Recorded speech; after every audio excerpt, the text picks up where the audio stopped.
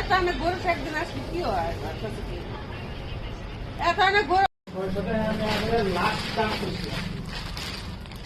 600 টাকা না বেশি হয়ে যায় না ভাই একটা বেশি 700 টাকা করে বেশি 500 টাকা করে দাও এটার বাইরে ঠ্যাঙ্গা রসুন এবারে পেপার কত নিচে জানো কি কত 1500 টাকা 1600 1700 টাকা ছিল 1500 টাকা নিচে কয় ফুট 10 টাকা দাও কামে টাইম না এসো তাহলে কাম করো না হ্যাঁ 10 টাকা একটু এই মাঝে কি কাটা না এই 3 টাকা হবো না 3 টাকা হবো না